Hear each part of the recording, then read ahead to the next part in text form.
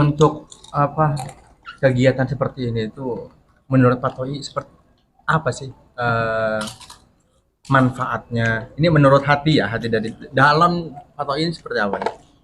Ya sebenarnya ini mah untuk menghormati aja ya hari kemerdekaan Enggak. Saya membahasnya bukan kemerdekaan, tapi ini sih apa namanya kita obras saat kita ada pagi-pagi ini kita ya bersilaturahmi. Kirain masih 17-an temanya. Enggak. Ya gimana Pak Toi? Menurut Pak Toi? Ya menurut saya mah baik-baik aja ini. Cuma kalau kegiatan itu ada yang seneng, ada yang enggak gitu kan. Gitu. Terus aja tapi bagus sih ngobrol-ngobrol kayak gini itu habis sholat subuh gitu, mungkin barangkali ada yang bermanfaat buat kita, diri kita sendiri. Bagus kalau kita ngobrolnya bukan kesana kan. Ngobrol yang baik-baik aja. Ngobrol yang baik-baik aja. Insya Allah juga bisa menambah keluargaan ya kan. Iya. Dalam bertetangga juga gitu ya Pak ya. Iya. Syukur-syukur ya nambah banyak lah gitu. Iya. Mudah-mudahan ya Allah. Tambah kurang Pak sekarang Pak. Banyak yang berkurang. Ya, nanti ditambah lagi Pak. Insya Allah. Insya Allah ada. Insya Allah ada ya. Dari kultum subuh bagus, kultum subuh bagus itu. Jadi kultum subuh itu saya yang nggak punya ilmu gitu bisa diisi gitu, bisa menerima gitu. bisa. Yang tadinya nggak tahu, tadinya tahu masalah bab apa tayamum tadi apa segala macam kan, bacaan Al-Fatihah apa kan, jadi yang nggak tahu jadi tahu gitu. Bagus buat kita itu ladang ilmu juga buat kehidupan kita sehari-hari Pak ya. Iya. Mudah-mudahan kita istiqomah lah dalam amin program-program yang kebaikan seperti ini. Amin. Saya mau nanya sama Pak Samsul. Kalau menurut Pak Samsul ini apa? Guru ya? Guru apa? Guru. Dosen. Guru BTQ. Masya Allah. Gini Pak, nggak apa di situ aja. Menurut Pak Guru seperti apa kesannya ya seperti program-program seperti ini? Biar semua warga tahu bahwasanya kita itu di sini ada aktivitas seperti ini. Yuk kita gabung gitu. Bareng-bareng makan opak ya kan. Hari ini opak. Macam-macam ya. Kadang-kadang uduk ya, kadang-kadang macam-macam. Pokoknya menu wajib kopi ya, Pak. Kopi. Paling gandap air putih gitu. Gimana Pak Samsul? Kalau menurut saya sih memang ini bagus ya, karena satu bisa menjalin silaturahmi. Apalagi saya nih baru mungkin mungkin 1 bulan ya kurang lebih ya. Iya betul lah. Sekarang udah saling mengenal. Meskipun belum masuk ke dalam kehidupan. jangan di luar aja. Di luar aja. Iya, saya sebagai pendatang baru kan saya senang. Pertama disambut oleh warga sini, saling mengenal. Kemudian dikasih suguhan kopi pagi-pagi. Mudah-mudahan betah sini Pak. Alhamdulillah, insyaallah. Jadi memang saya juga hobi ngopi. Waduh, pas berarti. Iya benar. Pas Toi. Jadi ngopi ini katanya ada filosofinya. Masya Saya baca itu. Iya, saya baca itu filosofi kopi itu. Jadi nikmatilah kopi kamu meskipun kamu berbeda pendapat, berbeda suku, bahkan juga agama. Sebenarnya makanya ini ada yang mendefinisikan kopi itu seperti toleransi. Gitu ya. Banyak suku, banyak budaya, banyak bahkan beda agama, duduklah bareng, nikmati ya kopinya masing-masing. Tapi jangan saling ya ini nyenggolin kopi lah gitu kan. Kalau saling mengganggu ya pasti kita bisa berpecah gitu ya, bermusuhan gitu. Itu berapa lama belajar filosofi kopi? Baru kemarin. Rata kopinya. Saya kira kayaknya Karena memang kopi masing-masing. Nah, saya nggak tahu itu yang namanya filosofi kopi gimana. Jadi karena bersamaan kopi masing-masing. Itu hanya kayaknya karena memang ini ya.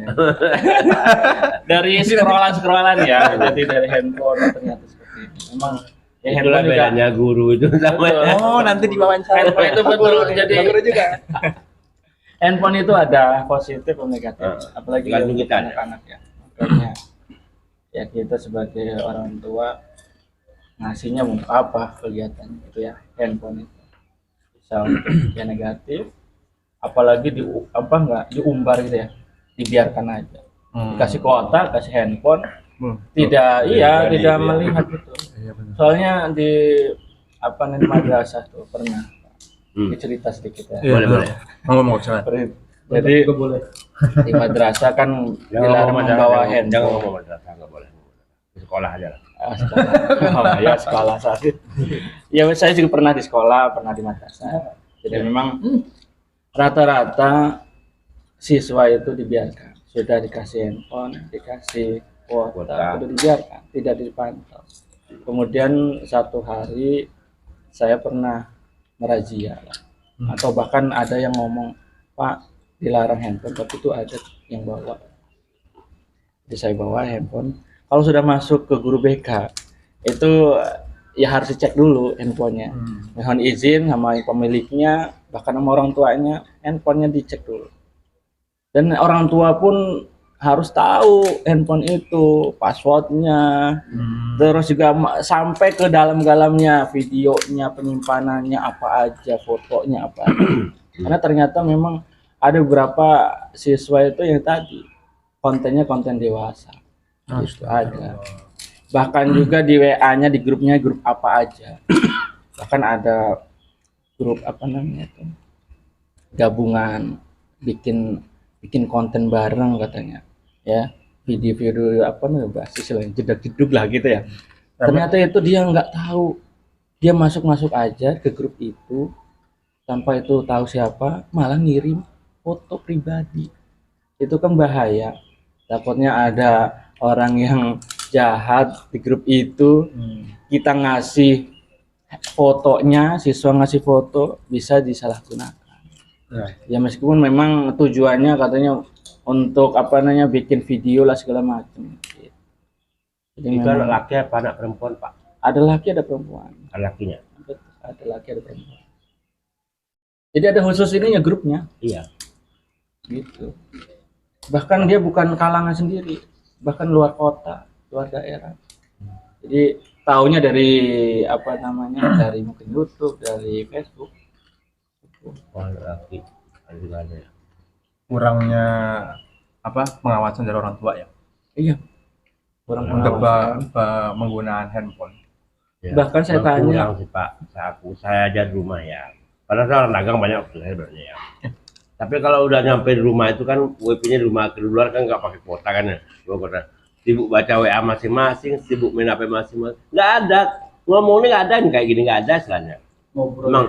Emang iya, saya aku itu sama anak saya pojok sana main HP dari kasur misalnya gitu. Istri saya lagi udah pokoknya sibuk semua udah masing-masing. Udah sibuk masing-masing itu nyibukin diri di HP-nya ngapain gitu. Kadang-kadang kan ya Iya. nyumpet gitu di pojok gitu kan. Pojokan. Itu hati-hati tuh Pak. Diawasin anak-anaknya. makanya Khawatir yang bukan ada kalimat ini, Jainuddin itu ya. Iya. Tontonan menjadi tuntunan ya. Tuntunan jadi tontonan. Ya kayak kita begini. Anak-anak melihat tontonan, konten segala macam ya TikTok, Snap video, YouTube segala macam. Itu kan tontonan, tapi kadang juga dipraktekkan dalam hidup. Si anak-anak tuh bahkan menggunakan kata-kata yang mohon maaf jorok, yang kasar. Itu dari tontonan. Tapi tuntunan malah jadi tontonan ya. Tuntunan jadi tontonan. Benar. Kalau Pak Dedi, menurut Pak Dedi program seperti ini tuh gimana sih, Pak?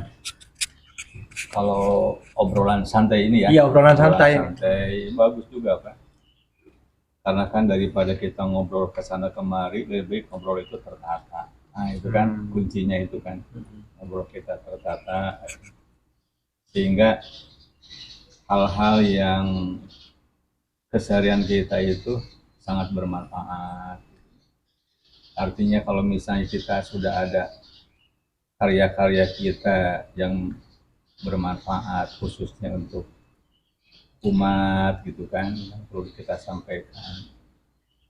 Di samping obrolan santai kita ini, toh tidak ada sesuatu yang merugikan kan gitu ya. Bahkan mungkin menguntungkan juga bagi kita, baik itu secara perseorangan atau kelompok, itu kan seperti itu. Dan masyarakat itu tahu juga, oh ternyata di Masjid Al-Hijrah ini setelah ada kegiatan kajian subuh atau kuliah subuh, oh ada obrolan juga gitu kan, sehingga ya mudah-mudahan ke depan banyak jamaahnya. Amin, amin ya Allah. Itu kunci kita bertambah jamaah. nih, yang mudah-mudahan bertambah ya Pak Toy ya. Padahal kan obrolan itu kan yang sangat bermanfaat. Kalau tidak bermanfaat kan gak usahlah disampaikan. Iya, betul. Kemudian untuk kajian subuh ya, itu betul-betul kita tuh mengajak kepada umat. Walaupun misalnya ada sekelompok orang yang benci dengan apa yang sudah kita kerjakan bareng-bareng, ada program kajian subuh, kan tidak seorang itu sepakat semuanya. Ini kan tidak mungkin, Pak, ya kan? Kadang-kala orang itu ada yang bertolak belakang, tapi kita alangkah baiknya kita menyampaikan, termasuk merupakan suatu kalau misalnya dalam perdagangan marketing gitu kan, nah itu kan marketing lah. Tapi kita juga merupakan propaganda kita tentang Masjid Al-Hijrah, karena dengan adanya konten itu ya, konten itu dilihat bukan hanya di arah kita saja, umat se-Indonesia, mungkin juga sedunia kan gitu. Nah sedunia. Ya kalau kita berusaha aja sebenarnya, mana tahu kan setelah ini ada ya keajaiban gitu aja sih lah. Seluruh dunia kemarin tuh tahu dah. Dia tahu dunia mana? Iya, Dunia seluruh kalau dilihat algoritmanya YouTube itu sudah mencapai luar daerah, luar Cilegon. Jadi bukan hanya di sini aja. Jadi udah kemarin nangis. Kemarin. Karena sudah mendunia gitu. Sudah mendunia. Jadi kalau misalnya orang ada di situ orang Cianjur itu ya. Ternyata ngelihat juga. Kalau misalnya misalnya nanya nih, kenal nggak sama Uda Amri di media Al-Hijrah ya kan? Kenal pasti. Udah sampai segitunya. Itu udah cepat ya. Orang Cianjur, Jauh. Padahal kita nggak pernah ketemu orang itu. Coba gimana deh? Nggak ada masalah. Penyiaran ya mana-mana. Nggak ada Kalau ada masalah. sinyal saya ditangkap itu ya. Itu aja. Tapi tadi masalah subscribe itu kata suruh anak saya, semua kan pernah pegang HP, kenapa kata saya gitu. Lah tiap rumah tuh seberapa rumah tuh? 5? Kenapa semua? 6 malah Kalau ini mah ya, kalau ikut subscribe ini kayaknya 1000 mah lebih kan. Iya, makanya kata Satu rumah dimulai kan aja ada di yang keluarga 3, kita dulu. Kan gitu. paling minim 2. Setiap rumah kan anak istri, ya kan, itu punya HP kadang-kadang. Iya. Makanya saya bilang mulai keluarga kita dulu, dianjurin keluarga. Kalau kita udah ini kan berarti kan semua pendukung. Tapi ada berapa di rumah? Saya sama istri 2, Ya. anak 3 anak sayanya.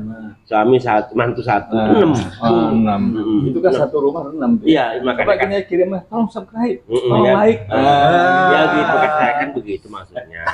Dimulai aja dulu keluarga kita dulu kata saya. Dan kemarin Bapak nggak ngomong, baru sekarang ngomong aja.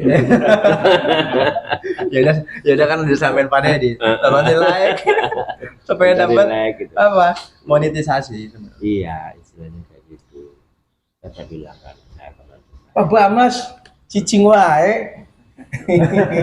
Kalau Mas lagi serius, Lagi mau apa? mau bikin caption. Lanjut tuh. Ya intinya sih kita ini ya, pertama menyebarkan kebaikan, termasuk mengajak. Itu tadi kata Pak Haji tadi, marketing sebenarnya Nabi juga ngajarin marketing dalam ibadah. Jadi kan kata nabinya, kalau barang siapa yang mengajak suatu kebaikan kepada orang dan dia melakukan itu, maka kita mendapatkan pahala seperti orang yang melakukan kebaikan itu. Itu juga kan marketing. Iya. Marketing ibadah. Ya siapa tahu dengan adanya media ini ngobrol-ngobrol, ada yang tergugah, ada yang dapat hidayah. Hidayah itu bukan untuk non Islam aja, ternyata ada hidayah Islam pertama kali yang belum tahu Islam itu juga termasuk hidayah. Ada juga yang sudah masuk Islam belum sesuai dengan jalurnya. Ibarat kita jalan nih mau ke Pasak Ranggot gitu ya, nggak tahu nih tujuannya kemana, padahal dia udah bener nih di jalannya mana ini depan ini ya, Iya, Sultan. tinggal lurus doang gitu kan, nanti belok kiri gitu ya. Tapi kalau nggak tahu, bahkan mungkin lupa atau bahkan mungkin dilupakan, Linglung ya. linglung. Jangan belok kanan. Nah dikasih lah, mungkin ada ketemu Pak Toi di depan itu kan ya Pak Toi ya, nanya. Makanya itu orang yang nggak tahu jalan, ya harus nanya juga. Ya nanti dikasih petunjuk. Nah petunjuk itu namanya hidayah juga. Jadi orang Islam pun kalau kitanya diem aja, nggak ngambil, nggak mencari ilmu, juga ya salah. Ya harusnya saling nanya. Gitu. Pak, belajarnya di mana sih, Pak? Kok bisa pinter kayak gitu sih, Pak? Masya Allah. Enggak, saya benar deh. Pak, kalau belajar sekolah, jangan bangkan bangku sekolah. Oke. Kalau tukang bolos itu nggak seperti kayak gini ya. Itu luar biasa loh ini. Dari tadi saya lihat. Kena terus. Kita Ini pertanyaannya gimana ya? Saya mau nanya tadi, belum dijawab. Belajarnya di mana, Pak Sabto? yang Bisa pinter kayak belajarnya gini nih. Yang belajar. Ini luar biasa nih. Pak Sabto Ada itu guru lihat dan tuh. bukunya. Pertama guru, Udah bukunya. yang kedua coba lihat tuh. Apa? Jenggotnya jangan nyelak jenggotnya. Ganteng loh, coba. Ganteng ya. Udah itu. Orang laki kan? Alhamdulillah. Jenggot udah melebihi Oh gitu. Udah, satu hal lain. cukup ratunya aja. Ratu bidadarinya aja. Jadi kalau kata hadis Rasul itu satu helai rambut jenggot itu bidadari gitu. Gimana, Pak? Alhamdulillah kalau begitu. Tapi cukup lah. Ratunya aja lah. Asal kuat aja. Watoy ya. Berarti Watoy nggak punya tuh. Aduh, kasihan. Saya tuh pengen punya jenggot gitu ya. Cuma ada yang putih gitu. Bukan kayak gitu. Ya enggak apa-apa, Pak. Putih sih bilang. Jadi masih jenggot. Itu nanti beda, Pak, kalau udah panjang gitu panggilnya Syekh Toi namanya. Ya, putih kan. Iya, putih keluarnya gitu.